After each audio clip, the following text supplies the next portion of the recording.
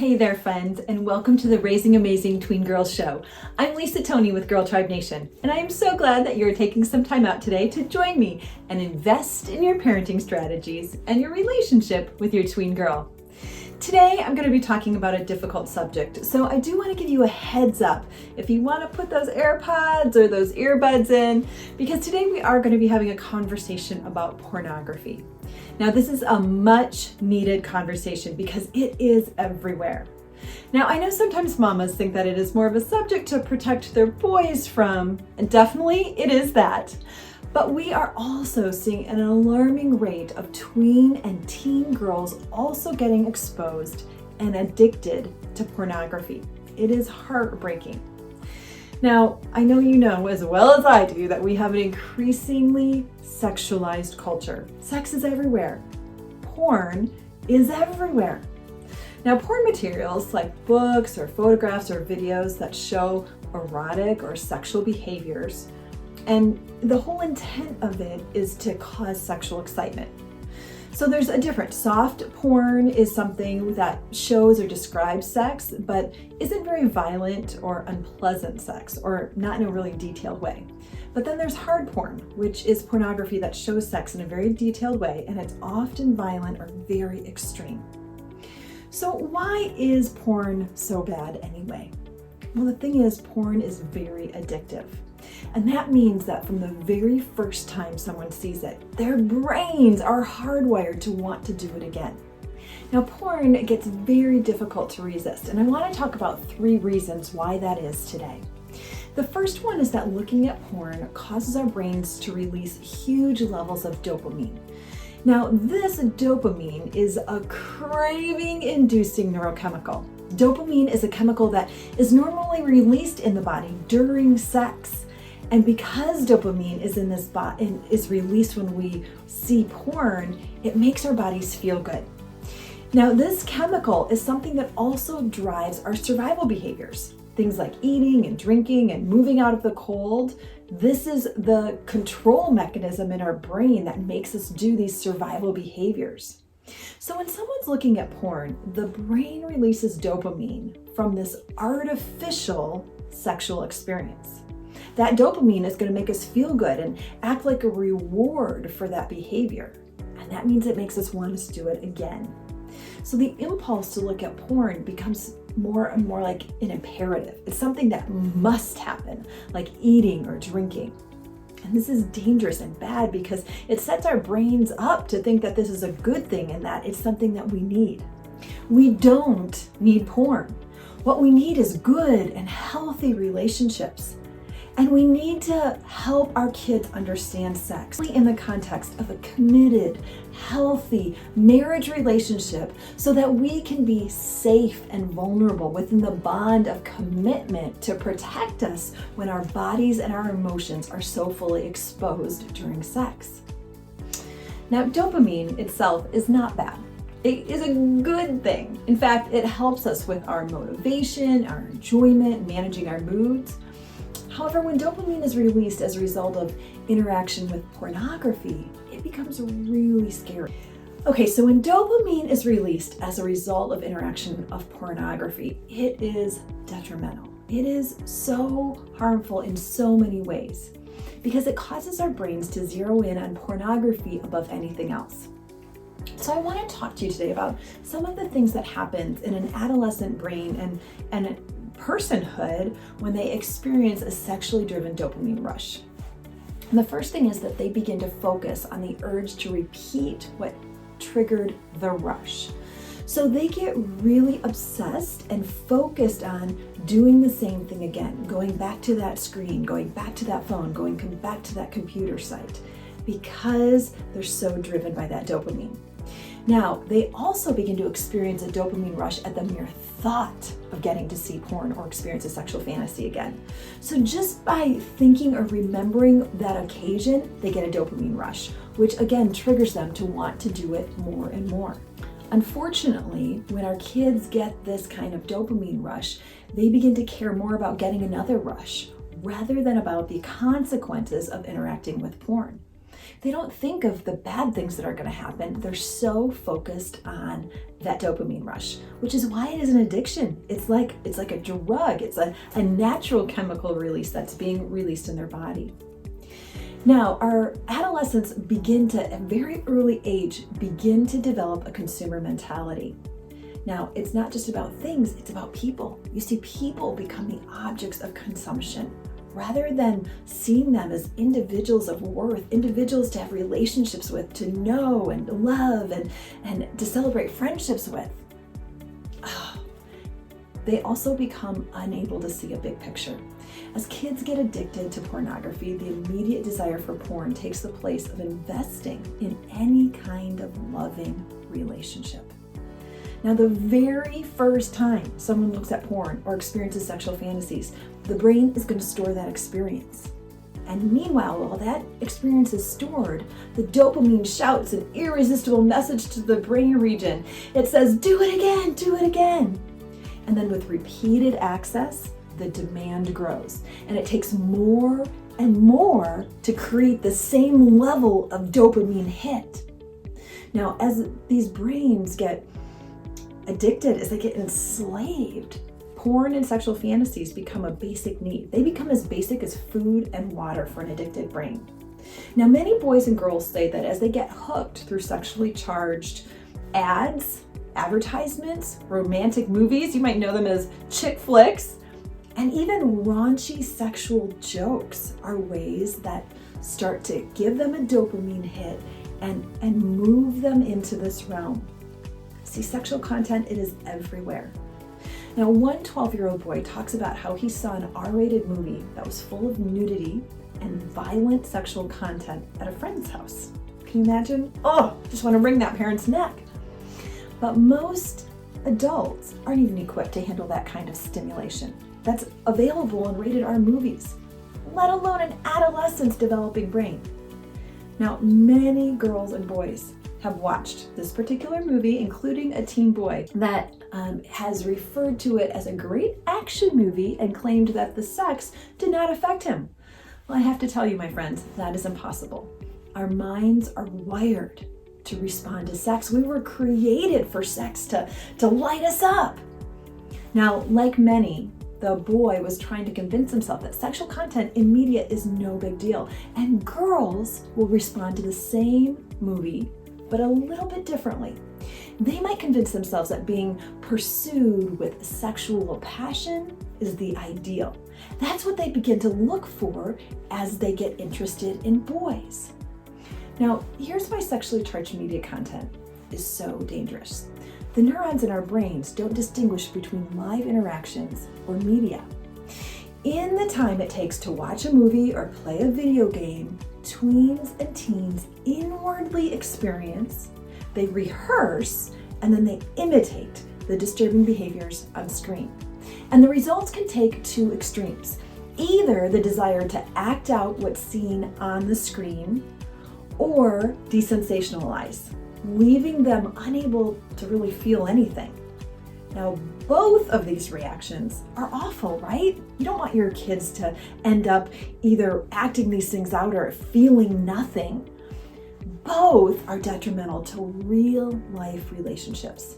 I mean, research shows us that when tweens and teens view pornography, they develop all kinds of challenges in their lives.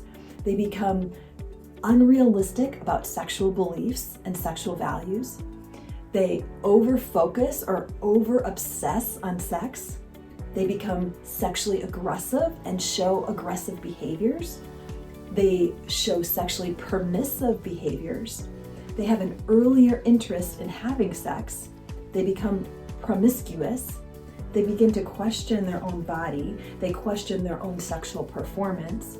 They can even start having behavioral problems. Often they end up very depressed. They have a really hard time bonding with others, including their parents. Now, boys and girls will see pornography through a little bit of a different lens. They can see the same content but view it a little bit differently. girls tend to be uniquely drawn to the underlying explicit fantasy that's behind the sexual images. So the sexual images don't respond to them the same way boys do. They want to know what the fantasy is. They get hooked on the fantasy, like what's happening to cause that kind of passion to happen. And that fantasy overshadows the relationship. And so they get hooked on wanting to live that out or seek that out or to be part of one of those fantasies. Now, girls will tend to look for those perfectly chiseled bodies that they have visually seen and been embedded in their brains that match what they see on screen. It no longer becomes about a man showing you respect or kindness or being responsible. It becomes very physically driven. Now, boys, of course, they tend to be drawn to the pictures and the excitement, the novelty, the video content, and want a girl to be like, dress like, and act like the characters they see on the screen. So then our boys are starting to have unrealistic expectations for our girls, who start to feel that and want to become that. All of this from that big hit of dopamine that the brain releases when it sees porn. It is something that we have to be so careful about with our young brains. Okay, all of that was in the first reason. Dopamine! Oh man, all right, strap on your seatbelt. Here's the second reason. The second reason that porn is difficult to resist, especially for kids, is that they have an immature prefrontal cortex. Now, this is the decision-making part of their brain that's meant to hold impulses and desires in check. So it doesn't fully develop until they are in their 20s. So this means that making decisions is not their strong suit. Now, don't let me tell you that they can't make a good decision. Tweens and teens are capable of making good decisions, but they are not consistent in this. They don't have all the resources available to them, all their brain power available to them yet to make good decisions and evaluate consequences for their actions. But the emotional center of the brain, the part of the brain where desires and impulses and sexual drive arises, well, that functions just fine in kids and tweens, teens, and all the youth. For kids and tweens, this means that the message, do it because it feels good, is a strong impulse. It is stronger than the part of their brain that says, is this a good idea or not? They don't listen to that part that says, is this a good idea or not? They just listen to do it because it feels good. So when you combine the undeveloped prefrontal cortex, that green lights, it feels good, with the turbo boost from all that extra dopamine, it's a dangerous mix, right? All right, let's talk about the third thing. Adolescents very quickly discover masturbation. And they discover that masturbation to porn provides temporary, but an effective distraction from stress and emotional pain, even sometimes just boredom. Now, on their own, if no one warns them, kids will not recognize the danger of relying on masturbation as an unhealthy coping strategy, and that it increases the high risk of developing a porn addiction. A porn addiction can take hold in just a few weeks. Now, I talk to people all the time who think that masturbation is no big deal. It's natural, it's part of who we are. Here's the challenge with teaching or encouraging masturbation to our kids. The problem is that it teaches the brain that this is how to get sexual relief and sexual pleasure.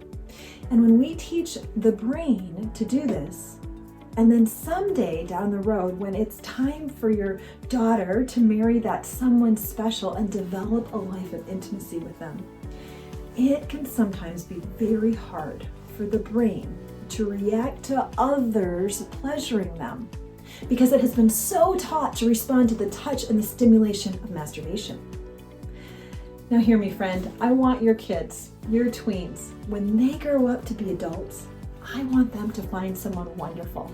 I want them to be able to enjoy a committed, healthy marriage. I want them to have a great sex life, and I want them to be able to have kids someday and a family someday. And kids that have a history of masturbation often have a lot of challenges with all of that. Now, I also want to mention that kids and youth, adults too actually, have the power of memories to contend with, right? Don't you have some memories that you just wish were not implanted in your brain? I do. Now, a child may immediately reject porn when they see it by turning the phone face down or closing the laptop or clicking the X on the screen. But those images that they saw are going to pop up in their memory again and again to test that child's resolve. And porn images have remarkable staying power. There's something so strong about them in our brains.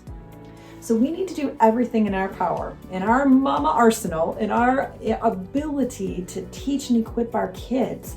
We need to help them prevent those, but we also need to teach them what to do and how to respond if this happens to them. We must let them know that they can talk to us if this happens. And we have to let them know that they didn't do anything wrong if they see this image, so that they can come and talk with us about what they saw and that we want to help them. Often when kids see these images, they feel guilty and they feel shame. They feel weird. They don't know what's happening to them. And they feel like they did something wrong, and so they don't talk about it. They hide it. And you might even start to see if your kid starts to exhibit some behaviors of withdrawal or depression or inability to sleep, that it may be that they have had an exposure to porn. They might not even know why they're feeling these feelings of guilt or shame. Now, the average age of a child, the first time they see an internet porn, is 11. 11, that's the average. So half of them are older, half of them are younger. Kids don't have to be looking for porn to see it. I mean, pornography is programmed to find them.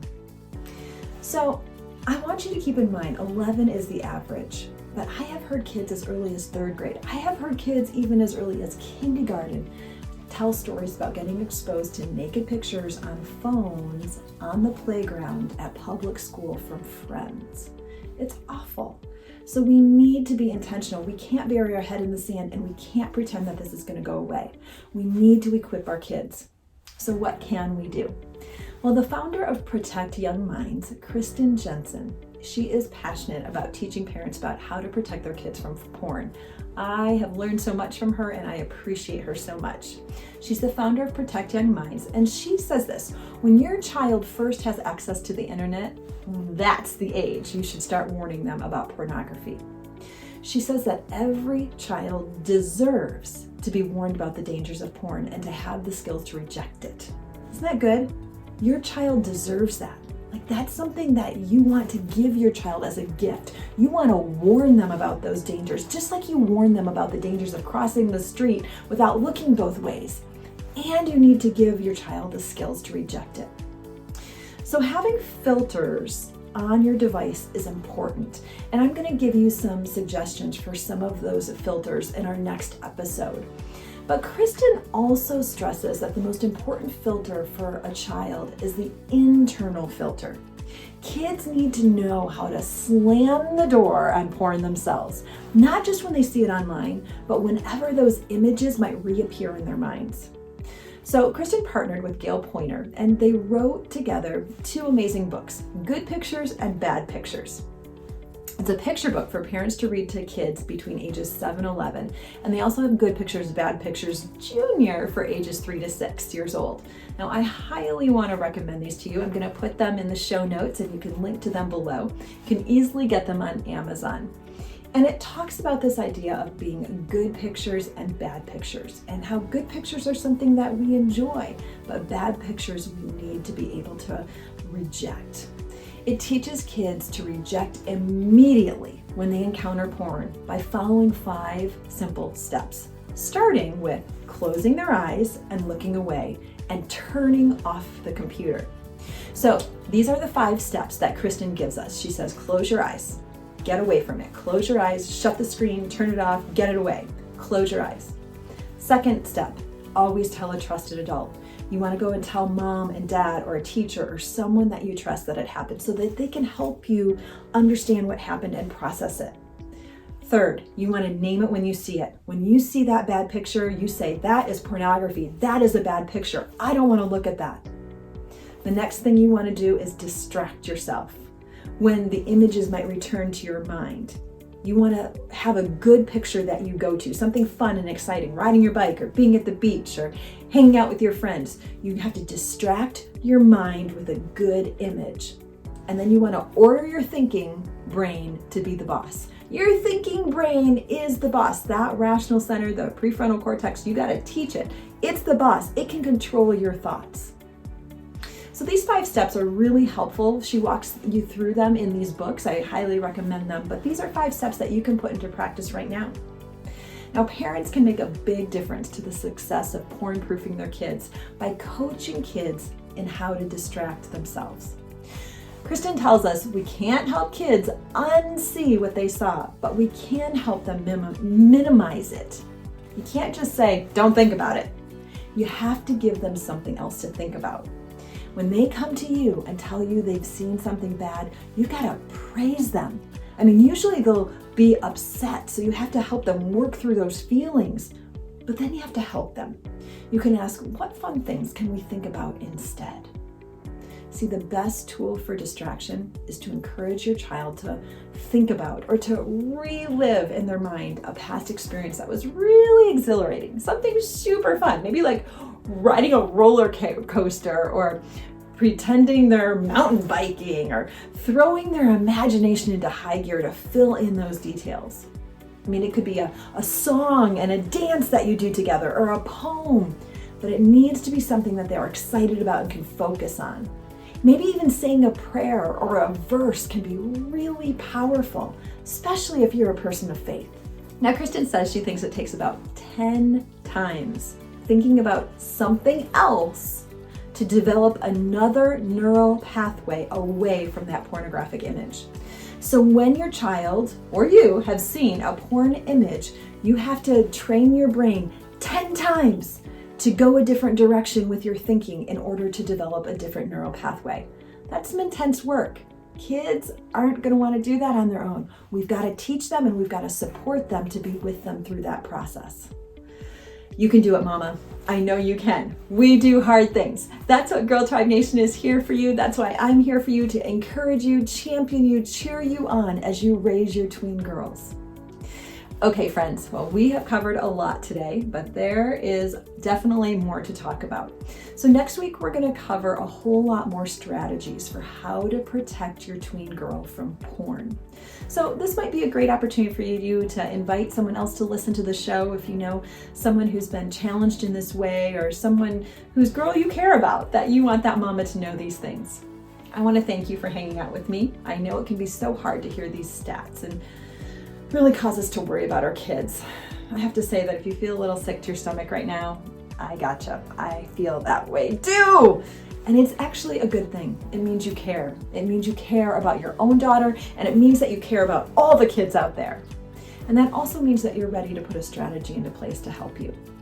Now, I know I've talked about a lot of things today, and I want to point you to a guide that can help give you, if you're feeling a little flustered and just angry about pornography. I want to give this free guide to you today that can help give you some action points to take. You can download it for free at girltribenation.com/preventporn. This free download will give you an example conversation to have with your tween, as well as all the resources and tips that we talked about today. It's also completely worth it to save it to your phone so that you can refer to it back time and time again to make sure that you're doing all that you can to protect your girl and also prepare her with a strategy of what to do and how to handle a situation where she's exposed to porn. If you know someone who might benefit from this episode, I want to invite you to share it with them, maybe even post it on your own social media.